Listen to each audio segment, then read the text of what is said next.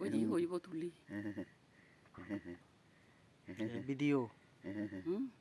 video video আমলে না ছবি বন্ধুরা মায়ের সাথে গোসল করালাম এখন গোসল করার পরে একটু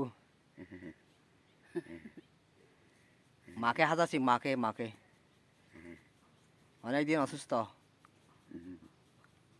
আজ একটু মানে ওনার যার ঘরে হাসি মুখটা দেখে খুব একটু ভালো লাগতেছে যার ঘরে না